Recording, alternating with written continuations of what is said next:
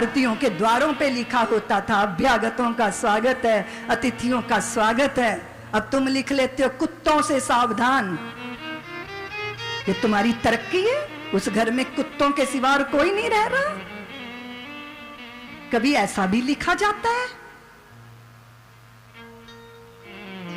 अब आप कहोगे दीदी माँ जब देखो कड़वा कड़वा बोलती रहती हैं।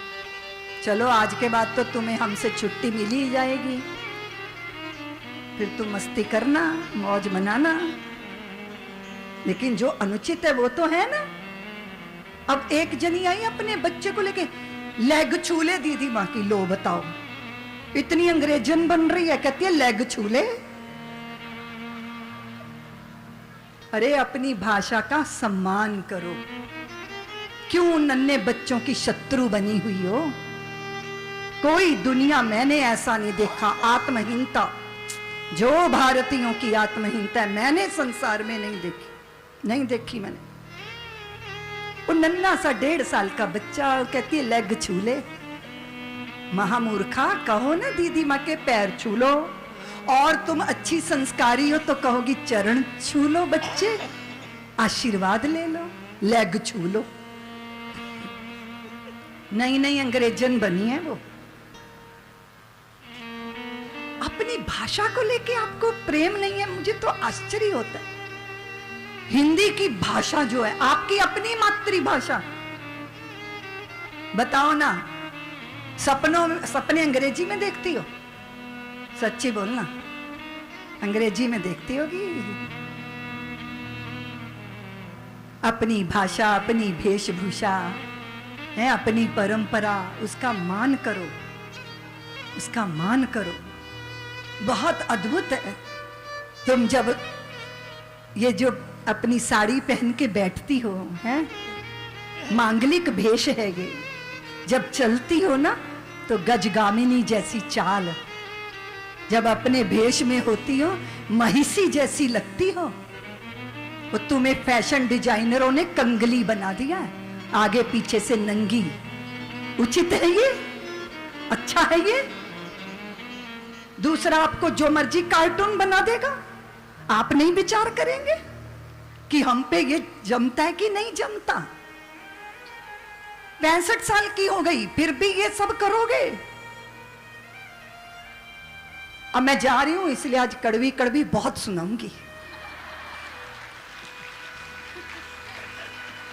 क्योंकि बहुत बुरा लगता है, अच्छा नहीं लगता।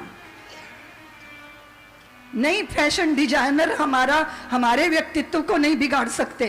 हमें बताना होगा कि हम नंगे होने के लिए वस्त्र नहीं पहनते, हम तन ढकने के लिए वस्त्र पहनते हैं। और तन ढकते ही नहीं है, हम अपनी लाज ढकते हैं, हम अपना सम्मान ढकते हैं।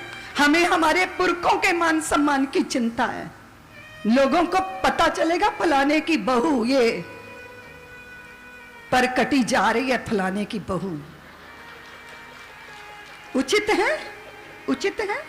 अच्छा लगता है? लोग फवतियां कसे अच्छा लगता है? नहीं है उचित। जो उचित नहीं है वो उचित नहीं है। हां, तरक्की करो, प्रीतम का हाथ बटाओ, आर्थिक दृष्टि से तुम भी करामात करो, जहाज उड़ाओ, युद्ध के मैदान में डट जाओ, देशद्रोहियों के सीने पे चढ़ के उस छाती का मर्दन कर दो। लेकिन जब जब सवारी करो तो शेर की सवारी करो, शेर की सवारी। तुम दुर्गा हो, तुम भगवती हो, जगदम्बा हो। अब तुम्हारे जैसा कोई नहीं, कोई देवता भी नहीं। कोई बैल पे चढ़ा है, कोई चूहे पे चढ़ा है, कोई मोर पे चढ़ा है, पर जब तुम सवारी करती हो तो शेर की सवारी करती हो, क्योंकि तुम दुर्गा हो, दुर्गा हो, भगवती। किसी की हिम्मत नहीं तुम्हारी आंख में आंख डाल के बकवास कर सके, हल्के शब्दों का उपयोग कर सके। ऐसी गरिमा, ऐसा गौरव। फिर देखो भारत की संतानें, आपके बच्चे, उनका गौरव, उनकी गरिमा कैसे होगा? ये राम कथा मैं सुना रही हूं इसीलिए कि समाज की व्यथा दूर हो।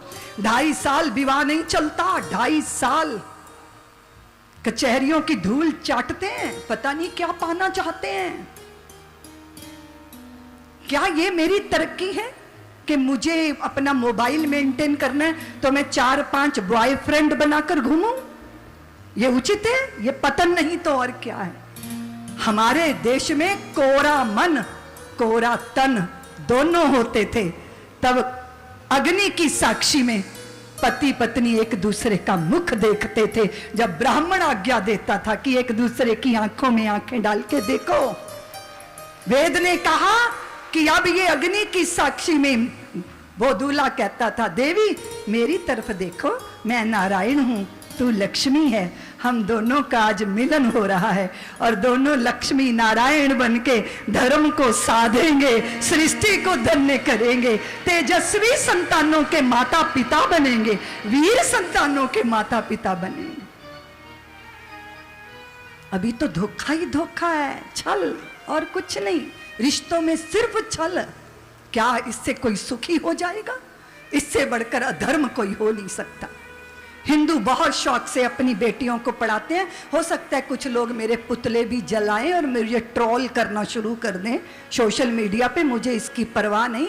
पर मेरी बच्चियां अगर सिगरेट का धुआं उड़ा के, छल्ले बना के शराब की बोतलें फोड़ रही हैं, इससे बढ़कर कोई पतन हमारा दूसरा हो नहीं सकता, हो नहीं सकता। ये पढ़ाई पढ़ाई नहीं है, ये पतन है। बुरा मत मानिएगा, और बुरा मानो तो मानते रहो, क्योंकि मलेरिया चढ़ा होता है तो कुनैन की गोली खिलानी पड़ती है, उसके बिना वो उतरता नहीं। और मुझे आपको चेला तो बनाना नहीं, और ना मुझे आपकी पॉकेट का पैसा चाहिए। मुझे नहीं आपको पटाना, नहीं पटाना मुझे आपको, मुझे क्या लेना देना है। लेकिन हाँ, धर्म के विरुद्ध मेरा समाज क्यों चले, ये तो मुझे बताना पड़ेगा ना। ये तो मुझे, मैं ठकुर सुहाती तो नहीं कर सकती ना कि तुम्हें मीठी मीठी बातें सुनाऊं। नहीं नहीं, मीठी बातें भी हैं, राम कथा मीठी ही है, पर राम कथा में विष भी पीना पड़ता है। देखो नंदीग्राम के भरत को देखो, वो तपस्वी बनकर बैठ गया और हम एक बलिष्ठ जमीन के लिए अपने ही भाई को कचहरी की धूल चटा देते हैं। अरे 2 बालिश्त उसके पास की मेरे पास है तो पुरखों का प्रसाद। अब मेरा पुरुषार्थ होगा तो मैं और पैदा कर लूंगा, है? और दिल में कहो हाय हाय इसके पास तो बड़ा पैसा आ गया, हे भगवान इनकम टैक्स वाले इसी के घर में छापा मार दे, ये भाई है कि दुश्मन है। इसीलिए मैं कहती हूँ रामचरितमानस पढ़ते तो राम तुम्हें भी बनना होगा। चलो राम के पद चिन्हों पर अब इतिहास बदलना होगा। सब्सक्राइब करें साध्वी ऋतंभरा जी के YouTube चैनल को और हमारी वीडियोस को सबसे पहले देखने के लिए बेल आइकन को दबाना न भूलें।